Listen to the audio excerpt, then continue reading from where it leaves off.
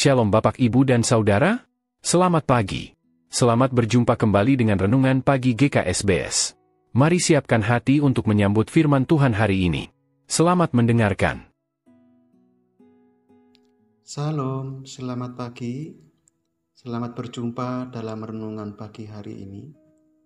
Pada saat ini kita akan membaca dan merenungkan firman Tuhan.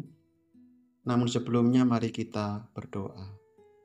Ya Tuhan Allah Bapa di surga, kami menghadap kehadirat-Mu dengan mengucap syukur untuk kasih dan penyertaan Tuhan dalam hidup kami. Pada saat ini kami akan merenungkan sebagian dari firman Tuhan. Kiranya Roh Kudus menerangi batin kami dan menjadikan kami pelaku-pelaku firman yang sejati. Dalam nama Tuhan Yesus Kristus kami berdoa. Amin. Firman Tuhan yang akan kita baca dan kita renungkan saat ini, saya ambilkan dari kitab Imamat pasal 3, ayat 1 sampai yang ke-17. Dan ayat yang akan kita baca, ayat yang pertama. Demikianlah bunyi firman Tuhan. Jikalau persembahannya merupakan korban keselamatan, maka jikalau yang dipersembahkannya itu dari lembu, seekor jantan atau seekor betina, haruslah ia membawa yang tidak bercela ke hadapan Tuhan. Amin. Demikianlah pembacaan firman Tuhan, dan tema renungan kita hari ini adalah korban keselamatan. Saudara-saudara yang dikasihi Tuhan Yesus Kristus, korban persembahan dalam kitab Imamat merupakan bagian penting karena korban persembahan ini merupakan kegiatan untuk keberlangsungan ikatan hubungan antara umat Israel dengan Tuhan Allah. Dalam bacaan perikop kita saat ini, umat Israel dapat memilih salah satu binatang yang dipersembahkan kepada Tuhan sebagai korban keselamatan, yaitu seekor lembu, atau seekor kambing domba, atau seekor domba, atau seekor kambing. Hal yang menarik dalam memberikan persembahan korban keselamatan ini adalah, yang pertama, bahwa seorang yang memberi persembahan harus membawa persembahan korban keselamatan yang tidak bercela di hadapan Tuhan. Hal ini bermakna bahwa korban keselamatan itu haruslah yang terbaik, tidak bercela, binatang sehat dan pilihan yang mencerminkan ketaatan dan rasa hormat kepada Tuhan.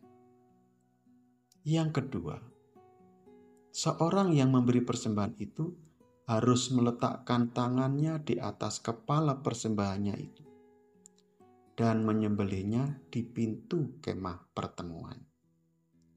Hal ini bermakna bahwa dosa dan kesalahan yang memberi persembahan itu sudah beralih ke dalam hewan persembahannya itu, sehingga dosa-dosanya sudah diampuni oleh Tuhan dan ia memperoleh keselamatan. Yang ketiga, anak-anak Harun, imam-imam itu haruslah menyiramkan darahnya pada mezbah sekelilingnya. Hal ini bermakna bahwa darah melambangkan hidup, darah sesuatu yang sakral dan tidak boleh dimakan umat Israel. Darah juga memiliki kuasa untuk melindungi dan merupakan tanda ikatan antara Allah dengan umatnya. Darah yang disiramkan memiliki kuasa untuk menyucikan dan menunjukkan bahwa seseorang sudah dipersembahkan kepada Tuhan Allah. Saudara-saudara yang dikasihi Tuhan Yesus Kristus, dalam konteks perjanjian lama, dalam hal ini kitab Imamat, menjelaskan kepada kita bahwa keberlangsungan ikatan hubungan antara Tuhan Allah dengan umatnya dilakukan dengan memberikan persembahan kurban keselamatan kepada Tuhan. Dalam konteks perjanjian baru, keberlangsungan ikatan hubungan antara Allah dengan umatnya dilakukan oleh Tuhan Allah sendiri di dalam Tuhan Yesus Kristus. Bahwa Tuhan Yesus Kristus telah mempersembahkan tubuh dan darahnya untuk menyucikan kita dari dosa-dosa kita. Yang dahulu kita jauh dari Tuhan Allah, tetapi kini kita telah menjadi anak-anak-Nya. Dalam konteks saat ini, dalam rangka memelihara keberlangsungan ikatan hubungan kita dengan Tuhan Allah, salah satunya adalah menyelenggarakan bulan diakonia. Mari kita mempersiapkan diri untuk berdiakonia, atau mempersembahkan seluruh hidup kita sebagai tanggapan terhadap karya penebusan atas dosa-dosa kita yang telah dikerjakan oleh Tuhan Yesus Kristus. Demikianlah firman Tuhan. Tuhan Yesus memberkati kita. Amin. Mari kita berdoa. Ya Tuhan Allah Bapa di surga, kami kembali datang kepadamu mengucap syukur untuk firman Tuhan.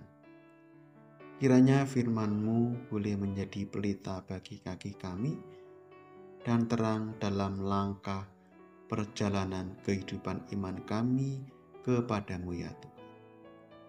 Ampuni ya Tuhan akan dosa dan kesalahan kami. Dalam nama Tuhan Yesus Kristus kami berdoa. Amin. Saudara-saudara, demikianlah renungan kita. Selamat pagi, selamat beraktivitas. Tuhan Yesus memberkati kita. Amin.